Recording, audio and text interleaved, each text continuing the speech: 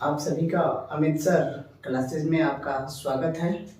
आइए आज हम लोग हिंदी की क्लास देखते हैं और इसमें सबसे पहले आप लोगों का क्लास होगा वर्णमाला की और वर्णमाला को समझेंगे कि वर्णमाला क्या है। देखिए वर्णमाला, तो वर्णमाला जो शब्द है वह वर्ण प्लस किससे मिलके बना है? माला से। और यहाँ से एक बार ये क्वेश्चन निकल के आया है कि जो वर्णमाला है वह आपका वर्णमाला किससे बना है। सबसे पहला ऑप्शन आपके सामने दिया है संयोग, योग से, जोड़ से, मेल से, मिलाप से और मिलन से और जोड़ना से। तो इसमें से सपोज लेट करिए कि इसमें से चार ऑप्शन इसमें से कोई ले लिया, ऊपर से चार ऑप्शन ले लिया और नहीं तो इसमें से कोई निकाल के चार ऑप्शन ले लिया। अब इसमें बना है कि वर्णमाला, जो वर्ण प्लस माला है वो किससे मिलकर बना है? कि आपसे संयोग से मिलकर बना है कि योग से कि जोड़ से कि मेल से कि मिलाप से कि मिलन से कि जोड़ना से।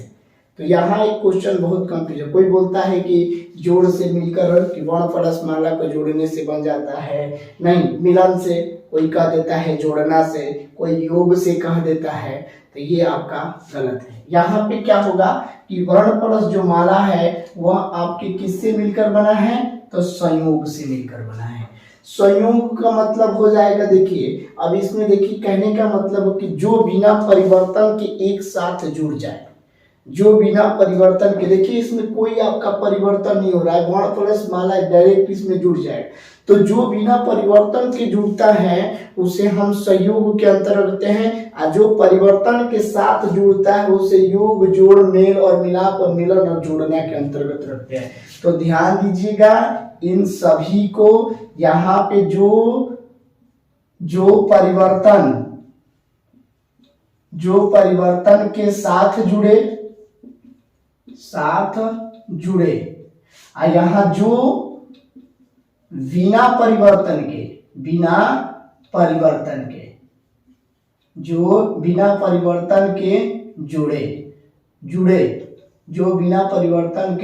जुड़े। यहाँ ध्यान दीजिएगा कि जो बिना परिवर्तन के जुड़े वह संयोग होता है और जो परिवर्तन के साथ जुड़ता है वह योग, जोड़ और मेल और मिलाप और मिलन यानी जोड़ना के अंतर्गत आता है। ध्यान दीजिएगा। अब यहाँ पे वर्ण प्लस माला, तो यहाँ ध्यान दीजिएगा कि वर्ण का जो शाब्दिक अर्थ होता है, शाब्दिक अर्थ होता है वह अक्षर होता है, जाति होता है और रंग होता है। और माला का जो अर्थ होता है वह होता है समूह। तो ये कहा जाता है कि यहाँ पे कहा जाता है कि अक्षरों के समूह को हम क्या कहते हैं? वर्णमाला कहते हैं। जातियों के समूह को हम क्या कहते हैं? तो वर्णमाला कहते हैं। और यहाँ पे रंगों के समूह को भी क्या कहा जाता है? तो आप ध्यान दीजिएगा क्या कहा जाता है? वर्णमाला कहते हैं। लेकिन ध्यान दीजिएगा कभी भी अक्षर जो होता है यह आपका व्याकरण से आता है, ठीक। और ये जो जाति जो है वह आपके वैदिक से है और ये जो रंग है यह आपका क्या है? तो वैज्ञानिक है, ठीक है। तो ध्यान दीजिएगा, तो यानी जो अक्षर शब्द है वह व्याकरण से है और जाति जो है वह वैदिक है और रंग जो है वह आपका वैज्ञानिक है। तो यानी रंगों के समूह को भी वर्णमाला कहते हैं, जातियों के समूह को वर्णमाला कहते हैं और अक्षरों के समूह को भी क्या कहते हैं? वर्णमाला कहते हैं। तो ये ध्यान पे रखिएगा कि वर्ण का शाब्दिक अर्थ जो होता है अक्षर, जाति और रंग होता है और माला का जो अर्थ होता है वह आपका क्या होता है? समूह होता है। और ध्यान दीजिएगा कि हिंदी में वर्णमाला की संख्या कितनी होती है? तो हिंदी में वर्णमाला की संख्या क्या होती है? तो 52 होती है। अब इसमें हम देखेंगे कि वर्णों की व्यवस्थित एवं क्रमबद्ध समूह को क्या कहते हैं? वर्णमाला कहते हैं। यानी व्यवस्थित और क्रमबद्ध समूह को भी क्या कहा जाता है? वर्णमाला कहा जाता है। और देखिए अगला होता है कि वर्णों की व्यवस्थित समूह को भी क्या कहते हैं? वर्णमाला। कभी यहाँ ये परिभाषा मिलती है तो कभी ये भी सही है और ये भी सही है।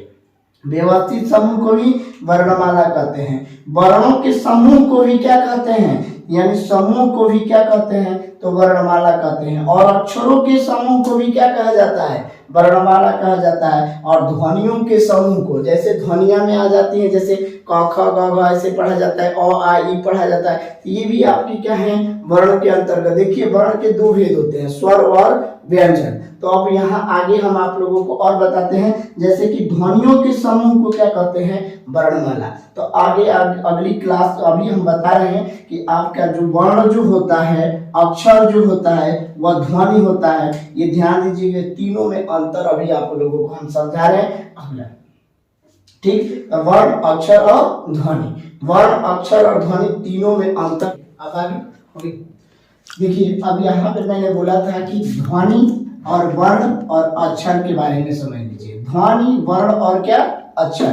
तो ध्वनि किसे कहते हैं, जिसको बोला और क्या सुना जाए वह आपके लिए क्या होती है, ध्वनि होती है। जिसको बोला और सुना जाए वह क्या है, ध्वनि है। अब वर्ण के बारे में देखिए, वर्ण का होता है कि ध्वनि के लिखित रूप को वर्ण कहते हैं। ध्वनि के लिखित रूप को, जो भी ध्वनि आप सुनते हैं और उसको लिख देते हैं, वह आपकी क्या हो जाती है, वर्ण के रूप में। लेकिन वर्ण भी देखिए ध्यान से, एक तो होता है आपका स्वर, और यहाँ पे स्वर रहित होता है, ये ध्यान दीजिएगा, यही इसमें है कि यानी स्वर और स्वर रहित। तो स्वर रहित व्यंजन, स्वर और प्लस स्वर रहित व्यंजन, यानी उसमें आपका स्वर शामिल नहीं होगा, वह आपके वर्ण के अंतर्गत आता है। ठीक है, अब देखिए जैसे में अ, उसके बाद आ और क, जैसे कि आप देखते हैं क, अगर क ऐसे लिखा जाता है तो ध्यान दीजिएगा, इसमें क, यहाँ देखिए क और प्लस अ क्या होता है, छिपा होता है, यानी स्वर रहित। यानी ध्यान दीजिएगा, स्वर रहित व्यंजन, व्यंजनों की संख्या में आता है, व्यंजन में आता है आपका क, लेकिन यहाँ पे स्वर रहित व्यंजन, यानी उसमें स्वर आपका नहीं होना चाहिए। ठीक, अब अक्षर की बात आई, तो अक्षर क्या होता है, तो स्वर और प्लस स्वर सहित की बात आ गई। अब देखिए स्वर, तो देखिए यहाँ पे स्वर बहुत सारे लिख दिए गए हैं, और यहाँ पे स्वर सहित व्यंजन, यानी अब इसमें क्या है, क, तब आपको यहाँ पे दिख रहा होगा कि क और प्लस इसमें अ छिपा है, क में यहाँ ख, और यहाँ पे हलंत लग गया तो इसमें अ छिपा है, और इसमें क्या है ग, तो ग प्लस इसमें क्या है, अ छिपा है। तो यानी क्या है, छिपा है, तो इसमें सहित हो गया, तो यानी आपके स्वर सहित व्यंजन। तो इस चीज को आप ध्यान दीजिएगा, और यही चीजें आप लोगों को एक क्वेश्चन एग्जामिनर पूछता है, जैसे कि अचानक, अचानक। अब यहाँ से क्वेश्चन एक बन जाता है, कहता है कि अचानक में कितने वर्ण और कितने वर्ण और कितने आपके अक्षर हैं, बताइए। तो वर्ण की संख्या और अक्षर की संख्या बताना है। तो अचानक में कितने वर्ण और कितने अक्षर होंगे, यही बताना है। तो वर्णों की संख्या देखिए, इसमें वर्णों की संख्या, अचानक में वर्णों की संख्या 7 और अक्षरों की संख्या हो जाएगी आपकी कितना, 2 2 4, यानी अक्षरों की संख्या हो जाएगी 4। कैसे, तो देखिए यहाँ पे वर्ण की संख्या, जैसे कि अ है, अ के बाद यहाँ पे आपका निकल जाएगा च, और च में सिर्फ क्या, आ की मात्रा लगा है आ, और प्लस यहाँ पे लगा है न, और प्लस यहाँ पे क्या हो जाएगा अ, और प्लस ये हो जाएगा क, और क के साथ साथ क्या हो जाएगा अ। तो देखिए 1 2 3 4 5 6 7, यानी वर्णों की संख्या कितनी हो गई, 7। अब अक्षर की बात है, तो यहाँ पे अ, उसके बाद चा, और चा के बाद आपका न, और 9 के बाद आपका क, ये आपके क्या हो गए, 4 आपके सिर्फ क्या हो गए, अक्षर हो गए। तो इस चीज को ध्यान दीजिएगा कि जैसे वर्ण, ठीक उसी तरीके से आप लोगों को अगर बोल दिया जाए कि कमला, कमला में कितने आपके वर्ण और कितने आपके क्या हैं, अक्षर हैं, यहाँ से क्वेश्चन बनता है।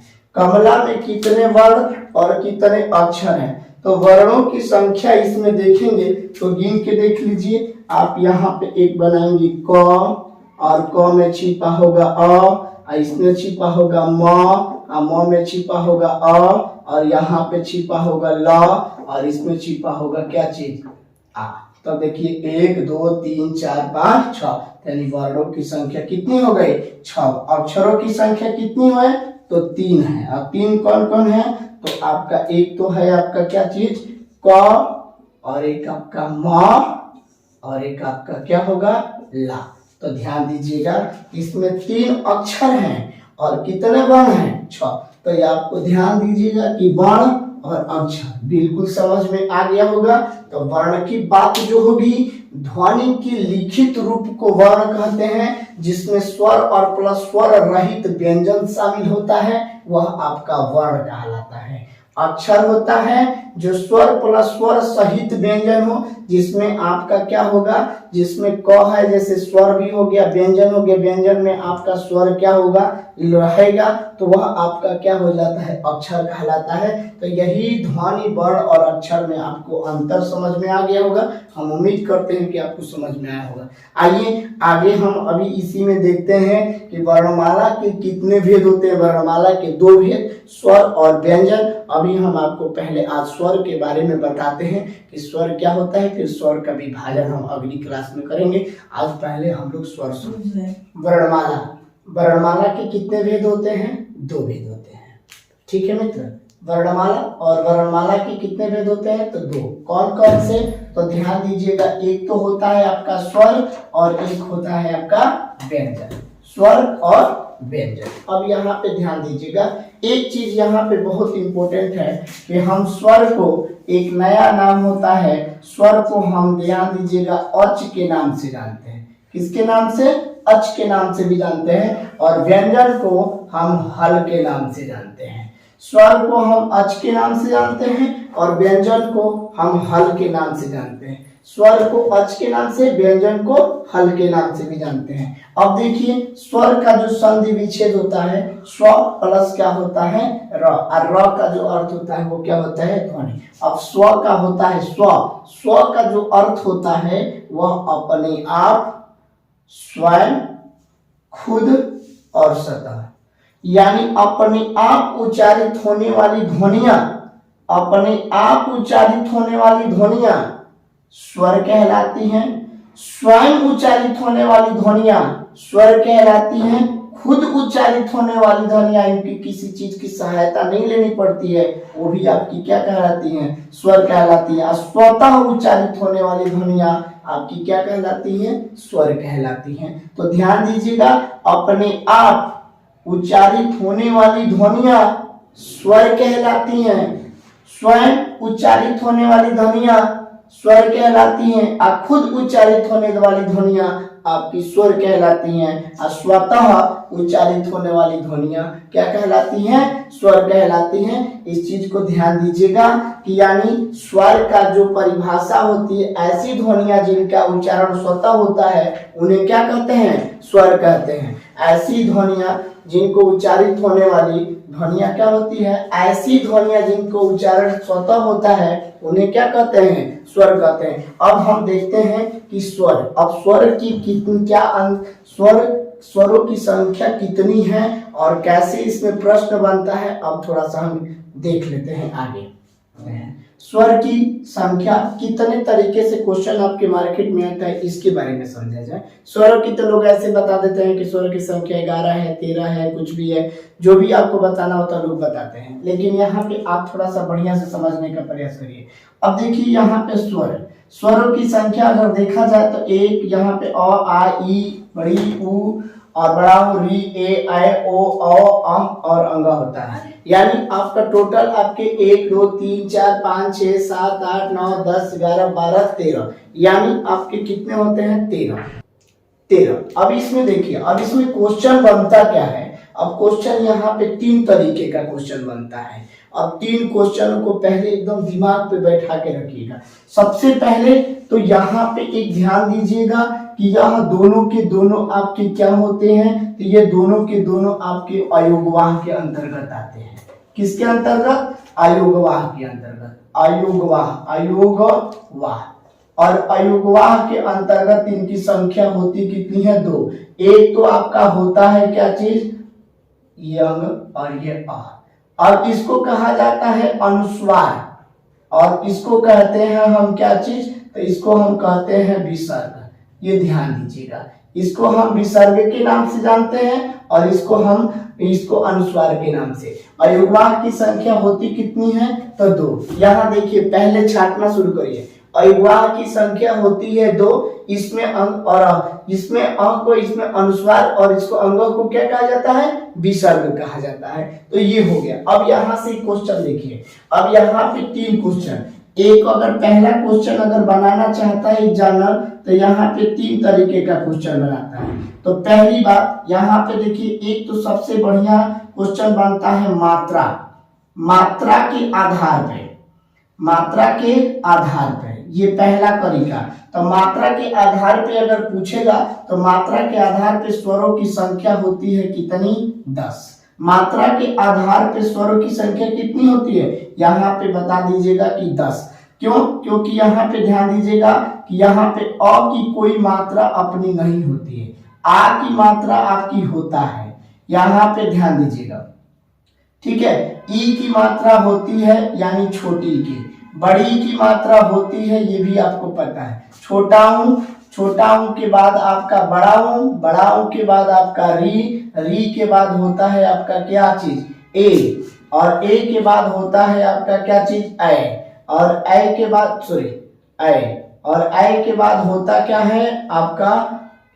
और उसके बाद होता है और इसके बाद ध्यान दीजिएगा कि मात्रा के आधार पे आपकी स्वरों की जो संख्या होती है, मात्रा के आधार पे स्वरों की संख्या 10। क्यों? क्योंकि यहाँ पे आ देखिए, अ की कोई मात्रा नहीं होती है। अ की मात्रा न होने के कारण इसे अमात्रिक कहा जाता है। अमात्रिक, ध्यान दीजिएगा, अमात्रिक वर्ण, या इसको हम स्वर के नाम से जानते हैं। इसे उदासीन वर्ण या उदासीन स्वर के नाम से भी जानते हैं। इसे अदृश्य वर्ण या इसे अदृश्य स्वर के नाम से भी जानते हैं। किसको? अ को। इसको एक और नाम मिलता है, इसे हम शहीद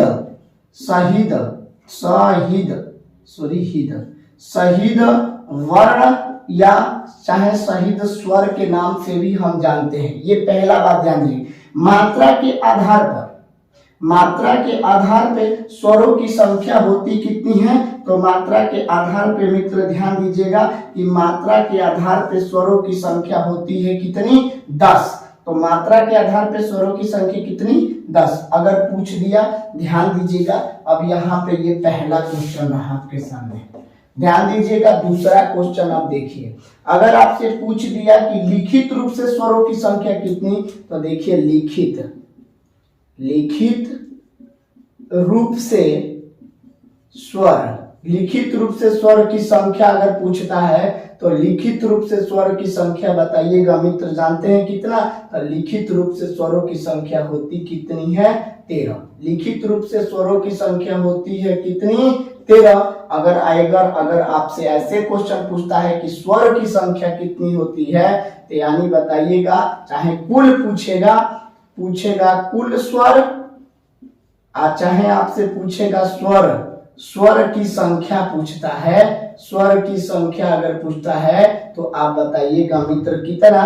तो स्वरों की संख्या बताइएगा कितना? तो वह आप बताइएगा 11। यही क्वेश्चन यहाँ पे बनता है। ध्यान दीजिए, एक बार फिर से रिपीट करते हैं कि स्वरों की संख्या में देखिए स्वर की बात आती है तो स्वर आपके टोटल यहाँ पे लिखित रूप से स्वरों की संख्या होती है 13, और कुल स्वर और स्वरों की संख्या पूछता है तो बताइएगा 11। अगर अगला क्वेश्चन पूछ दिया कि मात्रा के आधार पे स्वर कितने हैं, तो मात्रा के आधार पे स्वरों की संख्या बताइएगा कितना? 10। और जिसमें देखिएगा अ एक ऐसा है जिसे अमात्रिक वर्ण या अमात्रिक स्वर कहा जाता है। इसे उदासीन वर्ण या उदासीन स्वर के नाम से भी जाना जाता है। अदृश्य वर्ण या अदृश्य स्वर के नाम से जाना जाता है। शहीद वर्ण या शहीद स्वर के नाम से भी जाना जाता है। ठीक है, तो अगली क्लास अगर हमारी होगी, पहली क्लास ये है, ये आपकी वर्णमाला की पहली क्लास है। अगली वर्णमाला की दूसरी क्लास में आपके स्वर का पूरा हम वर्गीकरण करेंगे। तो वर्गीकरण में आप लोगों को पूरा हम बताएंगे।